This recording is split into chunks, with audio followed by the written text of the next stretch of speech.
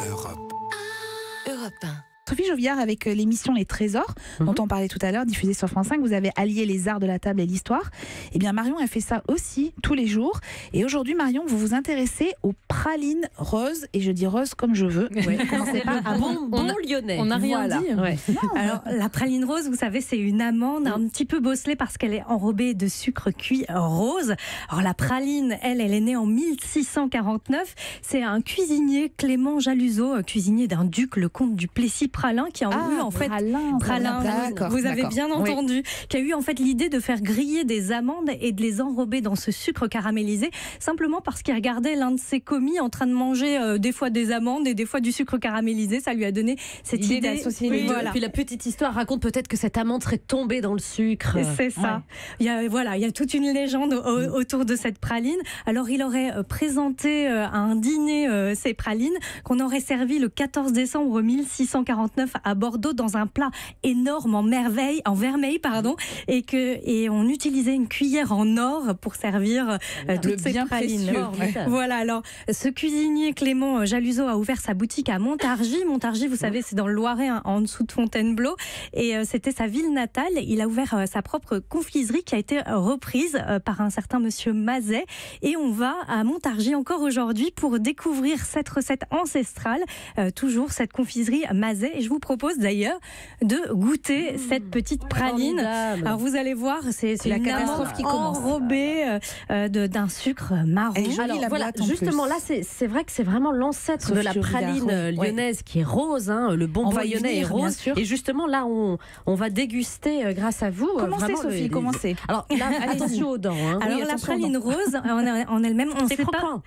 Elle date a priori du 19e siècle. Sûrement, on l'a sûrement créée en Savoie ou dans le Rhône, mais on ne sait pas vraiment comment, qui, pourquoi. Ce qu'on sait, en tout cas, c'est que son colorant est naturel. Il a été fait à partir de la cochenille. Vous savez, c'est un insecte. Ah oui. D'accord. Alors là, vous avez aussi des pralines roses de chez François Pralu, bien sûr.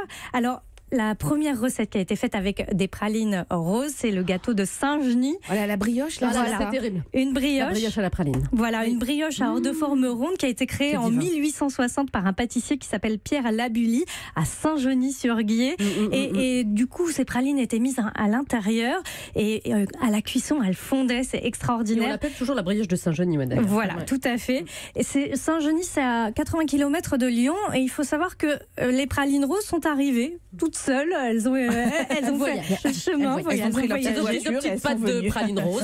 Et du coup, à Lyon aussi, on s'est mis à faire ces brioches. Alors, l'une des plus connues aujourd'hui, c'est celle de François Pralu, effectivement. Et vous en avez amené? J'en ai amené une, bien sûr. Délicieux. Je vous laisse la découper. Ce qu'on est en train de faire aux auditeurs, là. C'est ce que j'allais dire. Venir à mon avis. Ensuite, Sophie, vous allez parler peut-être de la tarte à la praline. bien sûr. Là, on peut pas. Alors, on peut pas cette passer à côté. praline. Petit message de désolation auprès des auditeurs. Enfin, de désolation, c'est moi qui suis désolée pour eux, quoi, surtout. Et on va goûter, on va vous dire si c'est bon. J'ouvre pendant que vous racontez. Très rapidement, la tarte.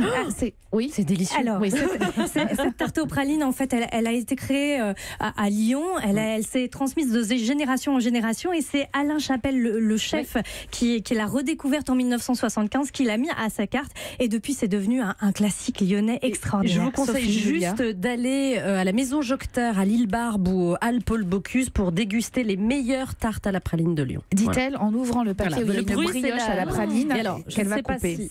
C'est absolument praline de Rouen. On va faire passer les odeurs à travers le. On aimerait bien. Vous pouvez nous suivre en vidéo et vous allez voir ce magnifique. Et une brioche hyper beurrée et avec plein de pralines concassées. Voilà. C'est magnifique. C'est très léger. Merci infiniment, Marion. Maintenant, pour le régime. Bon appétit. Europe 1.